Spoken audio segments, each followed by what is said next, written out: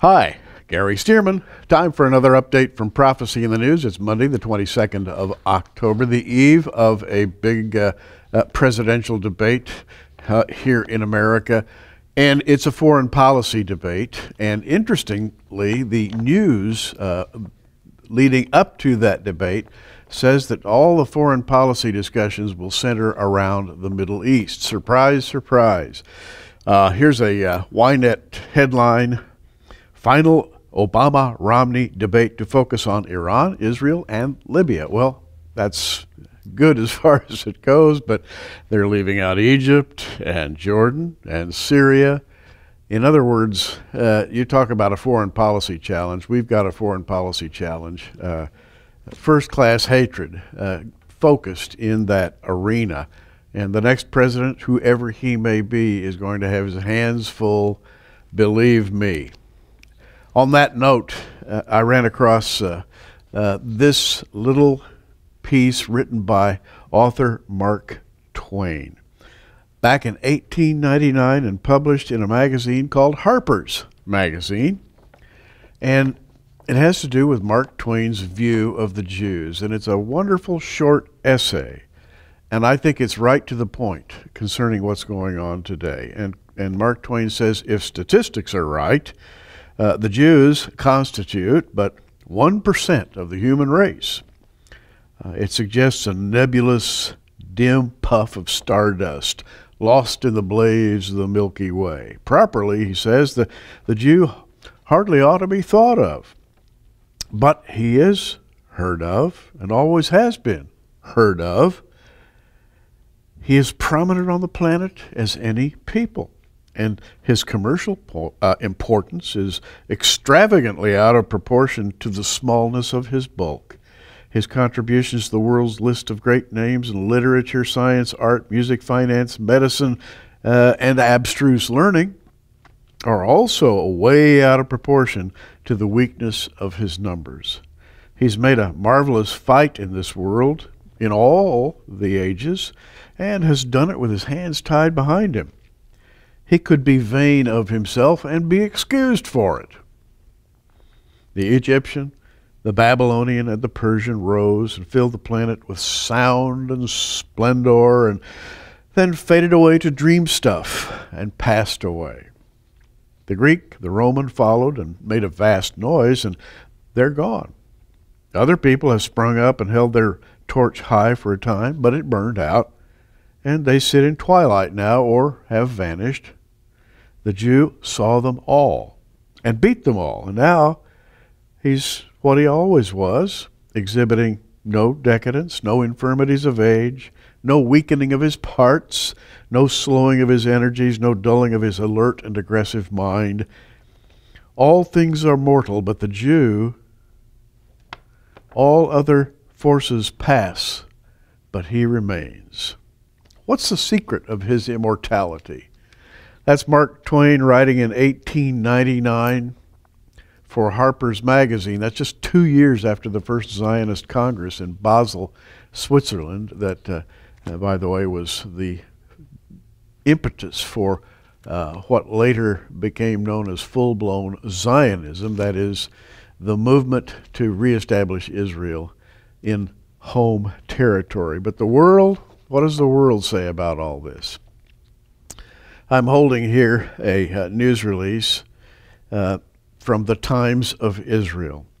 And the headline on this says, the Swedish government has funded a book on Israeli apartheid.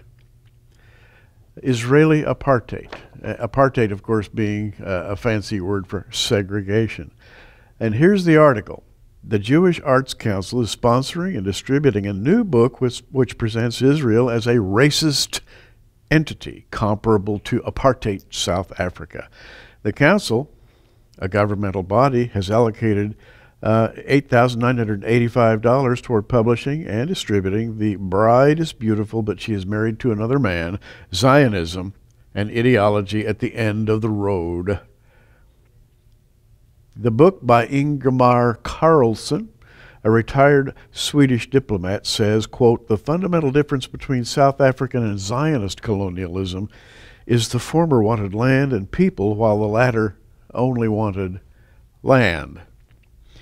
Published this year, the book also states that in Israel, where Arabic is an official state language, Hebrew has a special status with no consideration for Arabic as, quote, the country's original language. And on it goes, playing down Israel.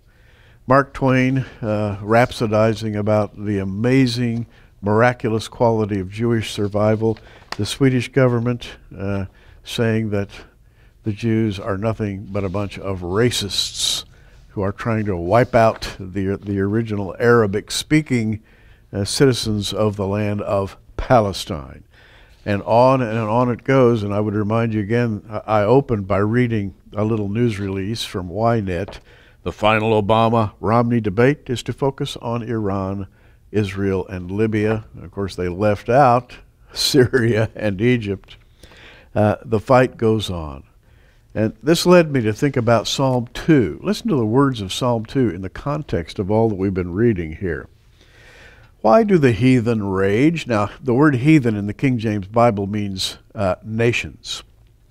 Why do the nations rage?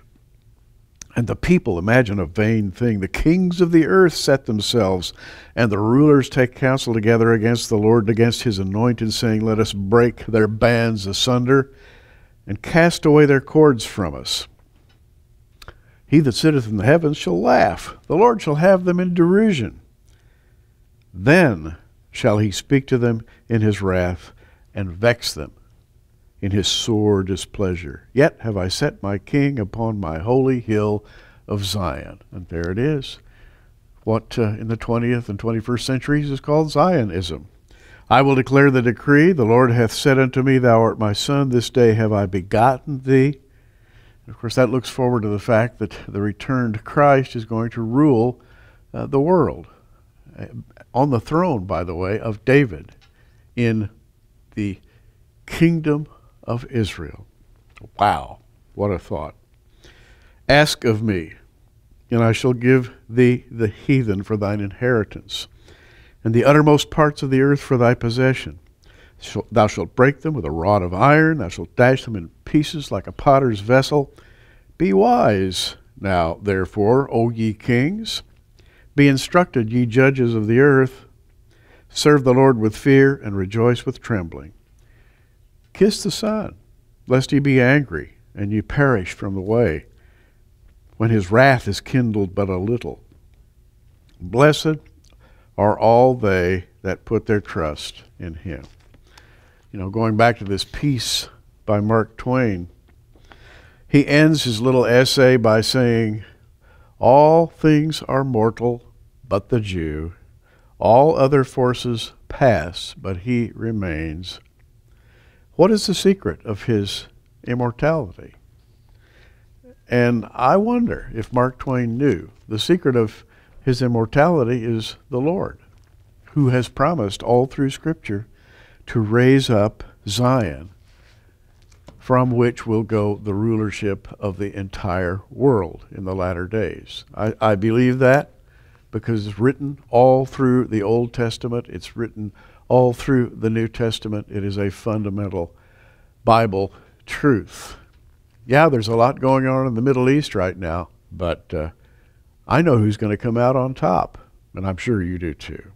Gary Stearman, thanks for joining us today, and keep looking up, everybody.